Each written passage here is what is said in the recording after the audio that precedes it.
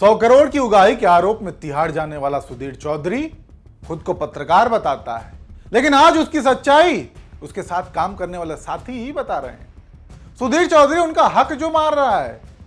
सुधीर चौधरी के शो के लिए डिजाइन कंसल्टेंट का काम करने वाले सुरेंद्र सिंह, उन्होंने साफ साफ बताया कि सुधीर चौधरी को लोग राष्ट्रवादी मानते हैं, लेकिन इसकी असलियत कोई जान ले तो एक आदमी इसके पास न रहे।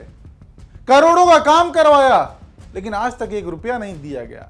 15 लाख रुपए की तय बात ऑडियो में रिकॉर्ड है। पूरा काम जोड़ दो तो 2 करोड़ से ऊपर जाएंगे, लेकिन क्या कर सकता हूं, पहुंच वहां तक नहीं है कि सुप्रीम कोर्ट में केस लड़ सके। सुरेंद्र सिंह ने अपनी व्यथा बताते हुए बाकायदा सुधीर चौधरी के एक कारनामे को एक्सपोज किया। ऐसे में आज हम विस्तार से सुधीर चौधरी के पूरे कांड को डिकोड करेंगे। सुरेंद्र सिंह, जो डीडी न्यूज पर चौधरी के शो के लिए डिजाइन कंसल्टेंट थे, उन्होंने चौंकाने वाले आरोप लगाए हैं। उनका कहना है कि उनके डिजाइन और प्रोग्राम आईडी के लिए 15 लाख का वादा किया गया था, जिसकी ऑडियो रिकॉर्डिंग भी मौजूद है। उनके बनाए डिजाइन आज डीडी न्यूज पर प्रसारित हो रहे हैं, जिनसे करोड़ों की स्पॉन्सरशिप आ रही है, लेकिन 4 महीने बीत जाने के बाद भी उन्हें 1 पैसा नहीं दिया गया।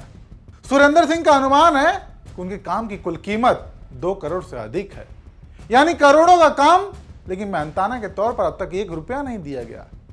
सुरेंद्र सिंह का दर्द उनके शब्दों में साफ झलकता है। उन्होंने यह तक कहा कि दुनिया सुधीर चौधरी को राष्ट्रवादी मानती है, लेकिन इसकी असलियत जान ले तो कोई इसके पास नहीं रहेगा। उन्होंने बताया कि चौधरी ने उनके काम में बार बार दखल दिया, शो का नाम 3 बार बदला और 3 अलग अलग प्रोग्राम आईडी बनाए गए, फिर भी उनके मेहनताने का भुगतान नहीं हुआ। सुरेंद्र सिंह ने अपने काम के कुछ नमूने भी साझा किए, जो वर्तमान में सुधीर चौधरी के शो में देखे जा सकते हैं। सुधीर चौधरी का यह पहला विवाद नहीं है। 2012 में उन पर कांग्रेस नेता नवीन जिंदल से खबर के बदले 100 करोड़ की उगाही का आरोप लगा, जिसके चलते सुधीर को तिहाड़ की रोटी भी खानी पड़ी। इसके बावजूद हरकत में कोई सुधार नहीं दिख रहा है।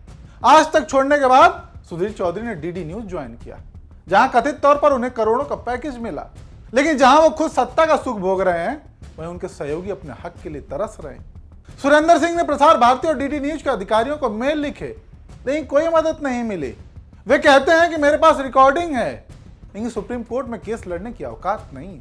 सुधीर चौधरी के पाखंड की कहानी यहीं नहीं खत्म होती। ये वही पत्रकार है जो गुजरात में हुए मोरबी हादसे में प्रशासन को जिम्मेदार ठहराने के बजाय लोगों को ही जिम्मेदार बताता है, क्योंकि गुजरात मोदी जी का जो राज्य है, बीजेपी की सरकार है, वहां सरकार की चढ़ वंदना में ये इतने अंधे हो जाते हैं कि सरकार के फैसले को सही दिखाने के चक्कर में 2000 की नोट में चिप खोजने लग जाते हैं और दर्शकों को बताते हैं कि इससे अगर कहीं ज्यादा मात्रा में पैसा एक जगह इकट्ठा होगा तो सरकार चिप से उसे ट्रैक कर लेगी। देखो देखो सरकार कितना सोचती है ब्लैक मनी को लेकर, जबकि सच्चाई आप सभी जानते हैं, कहीं किसी भी नोट में कोई चिप नहीं निकला। सरकार के लिए बस माहौल बनाने के लिए मनगढ़ंत खबरें चलाई गई, दर्शकों को गुमराह किया गया। ये तो काम है राष्ट्रवादी पत्रकार का। हर चीज में इसे जिहाद दिखता है, हवा पानी आग सब में। इसके शो में हिंदू मुसलमान का मुद्दा इतना उछाला जाता है कि कई बार शिकायतें भी हुई, लेकिन महज जुर्माने से बात खत्म कर दी गई। खैर, सुरेंद्र सिंह ने मोदी सरकार से भी गुहार लगाई है कि उनका आदमी उनके चैनल पर उनके साथ धोखा कर रहा है, लेकिन सवाल यह है कि जो अपने सहयोगियों का हक मारता हो वो क्या ही समाज हित की बात कर सकता है। ऐसे में आप सुधीर चौधरी के बारे में क्या सोचते हैं? अपनी राय हमें कमेंट करके जरूर बताएं।